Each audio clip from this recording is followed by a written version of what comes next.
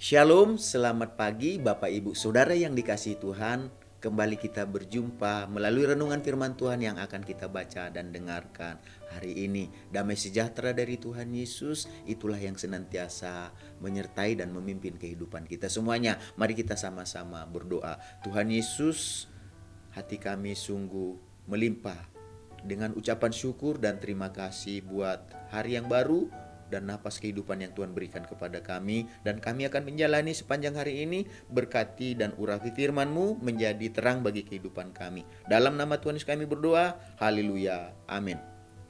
Renungan firman Tuhan yang akan kita baca dan dengarkan hari ini tertulis dalam Mazmur pasal 91 ayat yang ke-14. Begini firman Tuhan, sungguh hatinya melekat kepadaku, maka aku akan meluputkannya. Aku akan membentenginya sebab ia mengenal namaku. Dari ayat yang kita baca dan dengarkan hari ini, kita akan berbicara tentang hati yang melekat kepada Tuhan. Hati yang melekat kepada Tuhan berarti hati yang benar-benar menempel pada Tuhan, sehingga hatinya tidak mudah dilepaskan dari Tuhan. Sudahkah hati kita melekat kepada Tuhan? Benar-benar menempelkah hati kita kepada Tuhan? Sehingga saking menempelnya susah dilepaskan dari Tuhan. Oleh sebab itu dikatakan sungguh hatinya melekat kepadaku. Itulah yang dikatakan oleh Tuhan. Jadi firman Tuhan hari ini mengatakan dalam Mazmur tadi, Mazmur 91 ayat 14 dikatakan di sana tadi, sungguh hatinya melekat kepadaku. Jadi sungguh hatinya melekat kepadaku berarti Tuhan melihat dan memperhatikan hati setiap orang. Tuhan melihat dan memperhatikan hati setiap orang untuk apa? Untuk mencari tahu seperti apakah isi hati setiap orang. Dari pencarian tersebut, hati yang seperti apakah yang dicari Tuhan? Hati seperti apakah yang diperhatikan Tuhan? Tuhan mencari apakah ada hati yang melekat kepadanya. Jadi ketika Tuhan melihat semua orang, Tuhan melihat hatinya. Dan apakah yang dicari Tuhan dari hati setiap orang? Tuhan mencari yang hatinya melekat kepadanya. Jadi hati yang melekat kepada Tuhan itulah hati yang diperhatikan dan dicari oleh Tuhan. Apakah itu dia dapatkan pada kita? Jadi mengapa Tuhan melihat dan mencari orang yang hatinya melekat kepadanya? Karena hati yang melekat kepada Tuhan adalah hati yang disukai dan berkenan bagi Tuhan. Jadi itulah yang disukai dan yang berkenan kepada Tuhan. Apa? Hati yang melekat kepadanya. Jadi mari kita belajar supaya dalam kehidupan kita yang kita jalani ini, hati kita ini melekat kepada Tuhan. Kenapa hati kita harus melekat kepada Tuhan? Karena ketika Tuhan memperhatikan hati semua orang, dia melihat apakah yang ada di dalam isi hatinya. Dan ketika Tuhan melihat dan memperhatikannya, dia mencari yang isi hatinya melekat kepada Tuhan. Dan mari kita belajar untuk melekatkan hati kita kepada Tuhan. Jadi semua orang pasti memiliki sesuatu yang disukai dan yang berkenan kepadanya.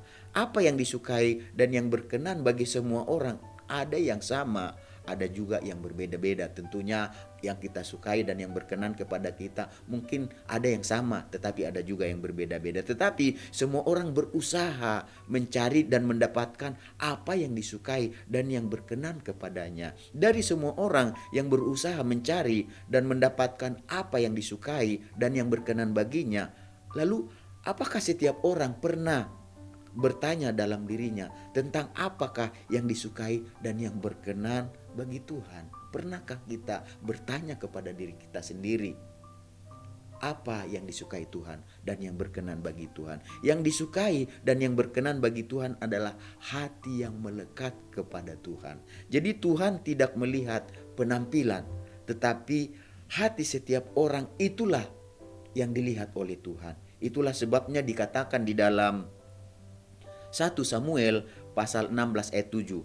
Tetapi berfirmanlah Tuhan kepada Samuel, janganlah pandang parasnya atau perawakan yang tinggi, sebab aku telah menolaknya. Bukan yang dilihat manusia, yang dilihat Allah. Manusia melihat apa yang di depan mata, tetapi Tuhan melihat hati. Jadi cara pandang Tuhan berbeda dengan cara pandang manusia. Manusia melihat penampilan fisik, penampilan luar, melihat paras, melihat perawakan. Tetapi Tuhan melihat jauh ke dalam sekedar penampilan, paras atau perawakan. Tuhan melihat jauh ke dalam diri orang tersebut, yaitu hati seseorang. Itu yang dilihat oleh Tuhan. Ya. Jadi manusia bisa tertipu oleh paras dan perawakan karena mereka tidak bisa melihat jauh ke dalam hati manusia. Jadi bisa ditipu oleh penampilan fisik, oleh perawakan, oleh paras yang cantik, yang tinggi, yang ganteng dan sebagainya, yang menawan. Tetapi Tuhan tidak hanya melihat itu, jauh lebih daripada situ. Tuhan bisa melihat ke dalam hati. Jadi manusia mudah tertipu oleh penampilan luar atau penampilan fisik. Tetapi Tuhan tidak, dia melihat hati seseorang. Jadi manusia bisa tertipu, tetapi Tuhan tidak bisa tertipu oleh paras dan perawakan manusia. Karena apa? Karena Tuhan bisa melihat jauh ke dalam hati seseorang. Oleh sebab itulah Tuhan berbicara kepada Nabi Samuel yang tertipu oleh paras dan perawakan yang tinggi dan meyakinkan dari anak-anak Isai yang disuruh Tuhan untuk memilih dan mengurapi salah satu dari anak Isai untuk menjadi raja. Jadi dari ketujuh anak yang ditampilkan di depan Samuel, di hadapan Samuel, tidak satu pun yang disetujui Tuhan untuk dipilih, untuk diurapi menjadi seorang raja. Jadi sampai akhirnya Samuel saat itu bertanya kepada Isai, "Masih adakah anakmu?" Lalu Isai menjawab, "Masih ada. Anak itu adalah anak yang bungsu dan ia sedang menggembalakan kambing domba." Lalu Tuhan menyuruh melalui Samuel supaya memanggil anak tersebut, dan Isai pun memanggil anak tersebut. Ketika anak tersebut dikatakan telah sampai, Tuhan menyuruh untuk mengurapi anak tersebut menjadi raja dan namanya adalah Daud. Seperti yang tertulis dalam 1 Samuel pasal 16 ayat 12. Kemudian disuruhnya lah menjemput dia. Ia kemerah-merahan, matanya indah dan parasnya elok. Lalu Tuhan berfirman, "Bangkitlah, urapilah dia sebab inilah dia." Jadi apa yang menurut Samuel dipilih Tuhan ternyata tidak dipilih Tuhan. Apa yang menurut Isai ayah Daud dipilih Tuhan ternyata juga tidak dipilih Tuhan. Jadi karena Samuel dan Isai melihat paras dan perawakannya, sedangkan Tuhan melihat hati, itulah sebabnya apa yang dipilih, apa yang diperhitungkan oleh Samuel dan Isai belum tentu dipilih dan diperhitungkan oleh Tuhan, karena mereka berdua melihat paras, perawakan, penampilan luar atau fisik, tetapi Tuhan melihat hati manusia tersebut. Jadi Tuhan memilih saat itu, kalau kita perhatikan Tuhan memilih Daud. Oleh sebab itu dikatakan di sini, kalau kita perhatikan ternyata Tuhan itu memilih Daud.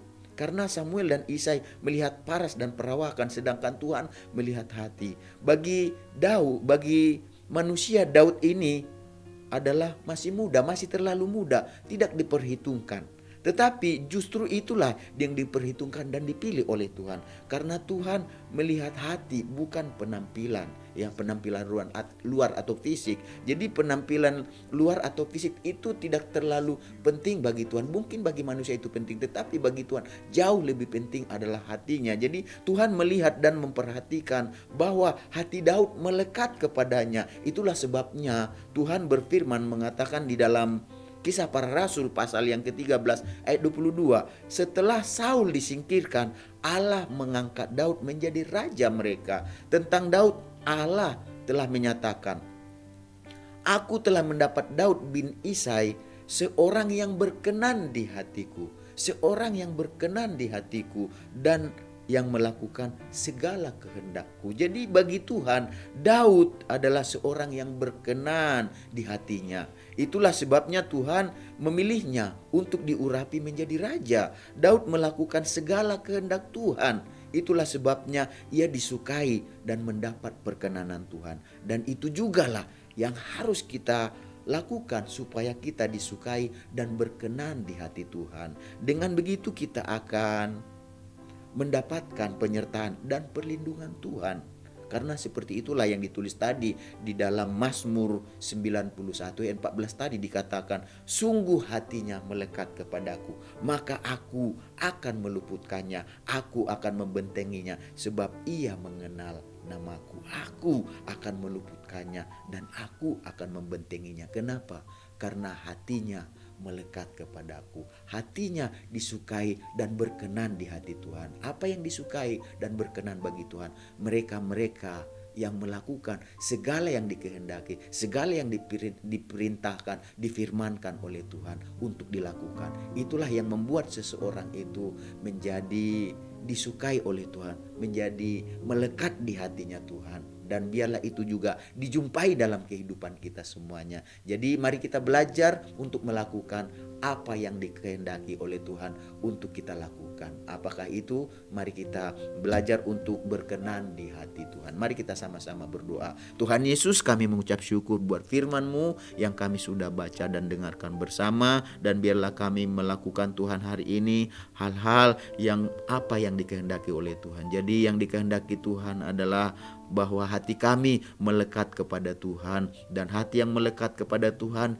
dibuktikan dengan melakukan apa yang dikehendaki Tuhan, apa yang diperintahkan, difirmankan Tuhan melalui firman-Nya, dan itulah yang membuat kami berkenan di hati Tuhan dan disukai oleh Tuhan. Terima kasih Tuhan Yesus buat firman-Mu, jadikan kami bukan hanya pendengar, penyampai, tapi pelaku firman-Mu Tuhan Yesus, supaya dalam kehidupan kami Tuhan Yesus hati kami melekat, dan itu mendatangkan perlindungan pertolongan bagi kami, karena kami mengenal Tuhan kami Allah yang hidup. Dan biarlah Tuhan Engkau berkuasa dalam kehidupan kami. Berkati juga Tuhan bangsa kami, negara kami Indonesia, dengan segala pergumulan persoalannya, baik itu dalam ekonomi, sosial, budaya, politik, baik itu Tuhan keagamaan, semuanya tercipta dengan aman dan baik Tuhan. Kami berdoa, berkati anak-anak-Mu, umat-Mu yang ada di tengah bangsa ini Tuhan Yesus. Berkati juga Tuhan Yesus kami semua yang mendengarkan renungan hari ini. Damai sejahtera-Mu Tuhan, segala berkat yang baik, perlindungan-Mu, penyertaan-Mu, itulah yang akan menjadi bagian kami sepanjang hari ini. Dalam nama Tuhan Yesus kami berdoa. Haleluya. Amin. Selamat beraktivitas. Tuhan Yesus memberkati kita semuanya.